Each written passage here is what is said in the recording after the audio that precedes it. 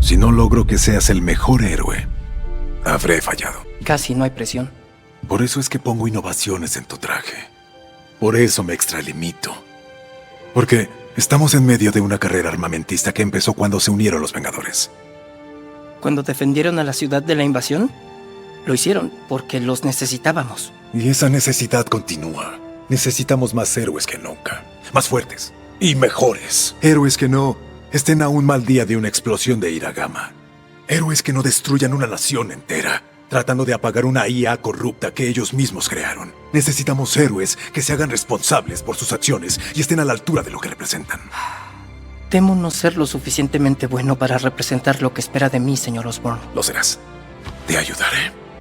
Encontrar una buena serie de Spider-Man en los días de 2024 era un tanto difícil dadas las pésimas decisiones que tomaban con el personaje, haciendo que su imagen quedara en un limbo, siendo una viva evidencia de, a pesar de tener una gran influencia, si no se lo sabe cómo encaminar en su trascendencia, es paulatino la senda del olvido. Pero no estoy aquí para comentarles algo que ya saben de por medio, sino ver qué pros y contras tiene esta serie en lo particular, como para querer hacerle una crítica por recomendación de un seguidor recurrente en el canal, como para quedar impactado de saber que por fin supieron cómo encaminar al Spider-Man a una historia que bien funcionó para sí.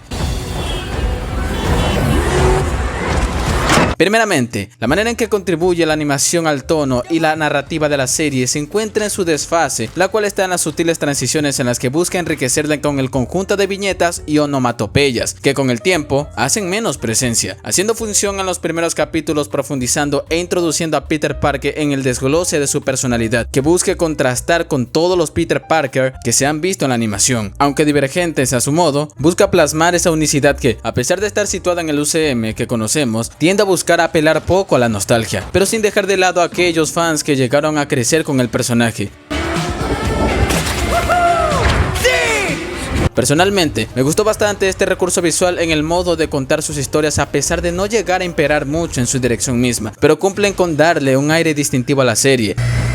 No se trata con un simple agregado estilístico sin propósito, sino como una extensión de la identidad del personaje y de la forma en que percibe su mundo. A medida que avanzan los episodios, esta técnica se va diluyendo en favor de una narración más convencional, lo cual puede ser visto como una pérdida de originalidad, pero al mismo tiempo permite que la historia gane peso en el desarrollo de los personajes y en la construcción de sus conflictos.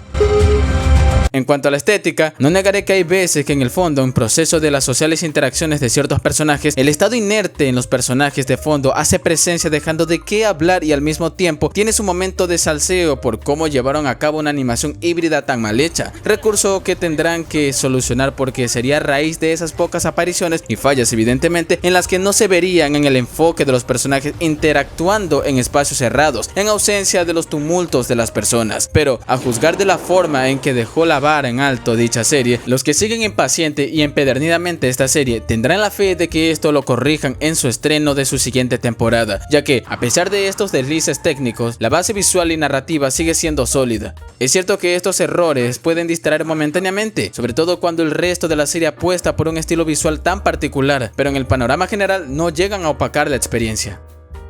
Fluidificar movimientos gimnásticos en un estilo de animación híbrida sí parece ser un gran reto, porque ya que si somos observadores, es persistente la baja tasa de frames o fotogramas por segundo en las escenas de acción. Al tratarse de una animación 2D, adaptando tales escenas, relativamente requeriría un conjunto de pasos gráficos preestablecidos para darle movimiento, pero esta combinación entre el 2D y el 3D requiere un poco más de esfuerzo al parecer, sacrificio cualitativo notable en mantener la fidelidad gimnástica del personaje lidiando con alguna que otra amenaza. Claro, cuando existen fechas establecidas en estrenos con antelación cuya finalidad ya es en terminar inteligentemente el producto sin que su resultado visual sea mediocre. No obstante, al saber que se sacrifica la calidad visual y cinematográfica, la fidelización de lo intrínseco en el trepamuros no impide transmitir esa sensación de dinamismo y emoción sin perder claridad visual, lo cual es un punto a favor en la manera en que la serie entiende el movimiento característico de Spider-Man. Ahí es donde las viñetas rescatan ese déficit de su animación, realzando el dinamismo que permite darle un toque cuyo simbolismo equivalga a poner una venda en una pequeña herida superficial. A pesar de las limitaciones técnicas, se puede notar que hay esfuerzos por mantener esa esencia ágil del personaje, logrando que cada balanceo y maniobra se sienta impactante.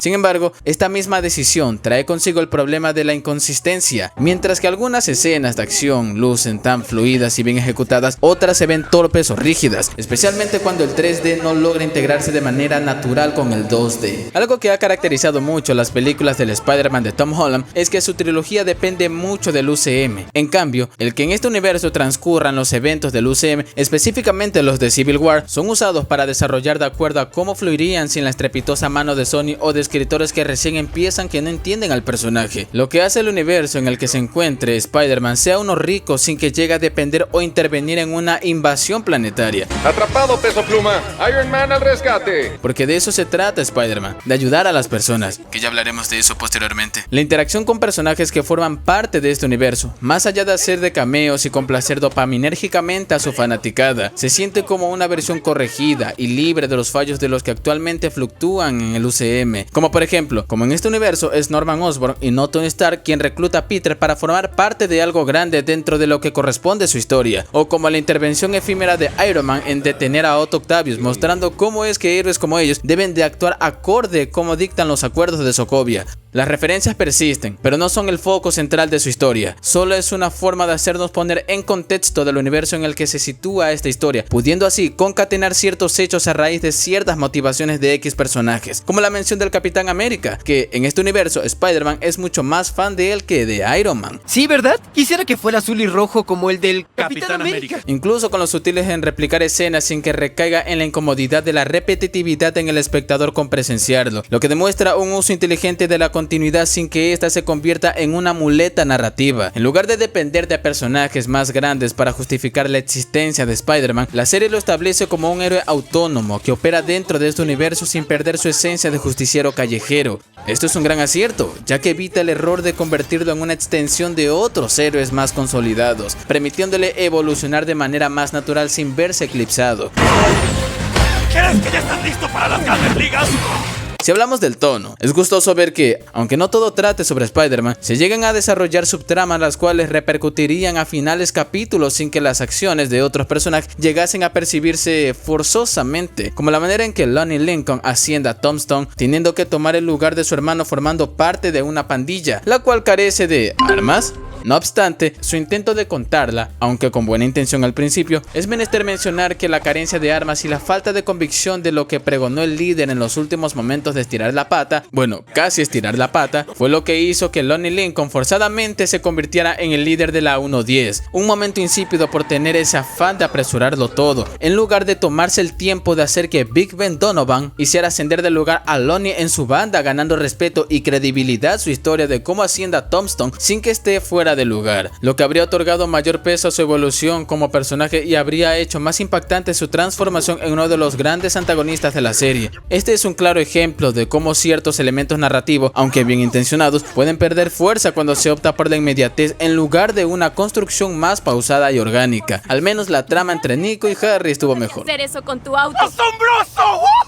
¡Wow! ¡Eso estuvo épico! No puedo creer que hayas ganado cuando acabas de aprender cómo girar en la esquina. La evolución de Peter Parker está más alineado a la naturaleza de un joven adolescente pasional con sus aspiraciones de robótica, reflejo que lo vemos en la arcaica pero asombrosa ingeniería detrás de sus lanzarredes. Si bien el Peter Parker del UCM que conocemos jamás hizo una sutil mención sobre el tío Ben y la repercusión en su perspectiva sobre el bien y el mal, aquí sí lo mencionan, pero con la diferencia de que jamás le ha dicho a su sobrino esa mítica frase que lleva consigo cualquier Spider-Man: un gran poder conlleva una gran responsabilidad, pero fue Norman quien lo dice, pero cambiando el concepto como tal. Un gran poder conlleva un gran respeto, y si no te respetan, no eres nadie. Y es esa misma falta de enseñanza que hace que Peter dependa de la dirección de un mentor, razón por la que ve a Norman como, no como un padre, sino como una figura a la cual aspirar por brindarle las herramientas y compartir su visión de querer ayudar a los demás, porque a lo largo de la temporada, Peter sufre problemas personales como cualquier otro joven, viéndose en la obligación de tener que dividir su tiempo entre amigos, familia, su trabajo en las pasantías y su labor heroica como Spider-Man. Y son este conjunto de experiencia que lo llevan a madurar, como lo pronunció al saber que alguien alguien pudo tener su poder y no él, quien carece de preparación. Toda a raíz de las recónditas acciones de Norman de tomar nota en la creación de portales espaciales, lo que llevó a Peter a consumar su rol desde un enfoque más independiente, sin tener que arriesgar indirectamente la vida de aquellos que ama. Ya son Norman Osborn, Nico y Harry quienes saben su identidad secreta, un peso de no poder controlar las acciones de aquel círculo que tanto estimaba, o estima actualmente.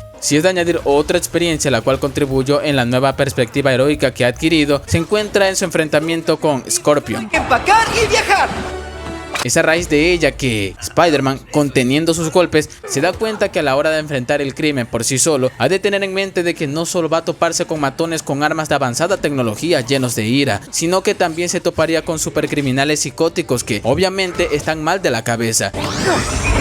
Y de no ser por la intervención de Lonnie oponiéndose en su intento de venganza, Spider-Man vio que era susceptible a ser igual que ellos, al erradicar el crimen optando por las mismas acciones. Lo cual ese golpe de realidad lo llegó a controlar mejor en su enfrentamiento con el simbionte junto a Doctor Strange, lo que consolidó aún más su evolución como héroe. A partir de ese punto, Peter comienza a adoptar una mentalidad más estratégica y racional en sus combates, dejando de lado los impulsos emocionales que en un juicio lo hacían actuar de forma imprudente. Es interesante cómo la serie plantea esta transformación sin recurrir al tradicional tropo del poder y la responsabilidad de manera explícita, sino integrándolo a través de las experiencias de Peter y las lecciones que aprende a lo largo del camino. La ausencia de una figura paterna que le inculque directamente esta filosofía hace que el proceso sea más orgánico, permitiéndole encontrar su propio camino sin sentirse atado a una idea predeterminada de lo que significa ser Spider-Man. La preparación del elenco del resto de personajes tampoco se queda atrás, sobre todo el que me alegra que Peter no resultara ser tremendo chapulín. Como he dicho, su participación se encarga de concatenar y dinamizar la historia sin que se sienta tosca en su linealidad. Ejemplo, Harry, en su exploración del vacío de soledad que experimenta al sentir que las personas solo lo utilizan para tener más fama o notoriedad, fingiendo amistad con él. Fue para entonces que llegaría a conocer a Peter, quien no lo vio como los demás. Fue su humildad que no lo vio como una herramienta, haciendo que su incipiente amistad fluyera con gran naturalidad, sin que se perciba predecible la concepción de tal amistad solo porque ya se la ha visto múltiples veces en los cómics, más cuando Harry se esforzaba en disculparse con Nico, añadiendo el factor de la segunda vida de Peter en que comprenda y se pusiera en sus zapatos, surgiendo en ellos una atracción de la que jamás esperaría y que no tiene repercusión alguna en la historia principal, o como la trama de Lonnie, quien perdió su oportunidad de convertirse en un jugador profesional o ser un estudiante graduado con honores con un expectante y brillante futuro, tirado a la basura por tomar el lugar de su hermano pequeño en una pandilla la cual ahora lidera por circunstancias que lo pusieron ahí, que por algo están desarrollando esa trama para alguna historia más elaborada en esta serie. Son estas vidas e historias las cuales enriquecen el mundo de Spider-Man sin que todo gire exclusivamente alrededor de Peter Parker. Cada personaje tiene su propio arco de desarrollo con conflictos internos y externos que se sienten reales y bien justificados dentro de la narrativa. Lo que hace que estas subtramas funcionen tan bien es que ninguna de ellas existe simplemente para rellenar tiempo en pantalla o para agregar drama innecesario. Cada historia está entrelazada con la de Peter Parker de manera que le afecta directa o indirectamente, construyendo una red de personajes con motivaciones bien definidas y con impacto real en el desarrollo del protagonista. Incluso cuando sus historias no se cruzan directamente con la principal, siguen aportando la atmósfera del universo, mostrando que hay muchas más historias ocurriendo en paralelo a la de Spider-Man. En definitiva, tu amigo y vecino Spider-Man logra equilibrar con éxito elementos narrativos, visuales y de continuidad dentro del UCM sin perder la esencia del personaje. A pesar de sus fallos técnicos en la animación híbrida y algunos problemas de ritmo en el desarrollo de ciertos personajes secundarios, la serie ofrece una versión fresca y bien construida de Peter Parker, que evoluciona de manera orgánica a lo largo de la temporada. El uso de viñetas y onomatopeyas como recurso visual no solo añade dinamismo a las escenas de acción, sino que también refuerza la identidad del protagonista, dándole un toque estilístico que diferencia a esta producción de otras adaptaciones animadas. Además, la forma en que se integra al UCM sin depender excesivamente de los personajes más grandes demuestra un entendimiento maduro de cómo contar una historia dentro de un universo compartido sin que Spider-Man pierda su autonomía. En términos narrativos, se agradece que la serie no recurra únicamente a la nostalgia o referencias superficiales, sino que las emplee con inteligencia para construir un relato coherente y bien estructurado. Aunque la evolución de algunos antagonistas podría haberse desarrollado con más sutileza, el crecimiento de Peter Parker como héroe se siente genuino y bien fundamentado, como una base sólida y un evidente potencial para mejorar en futuras temporadas. Esta serie representa un paso en la dirección correcta para el personaje, demostrando que aún hay formas innovadoras y emocionantes de contar su historia sin traicionar su esencia. O en pocas palabras, es lo que el Spider-Man de Tom Holland siempre debió ser. Bueno, soy SnowTHman y nos veremos en un próximo video. Dios los bendiga. Bueno, compararlo con The Spectacular Spider-Man no me parece prudente en proferir. Ahí debátanlo en los comentarios.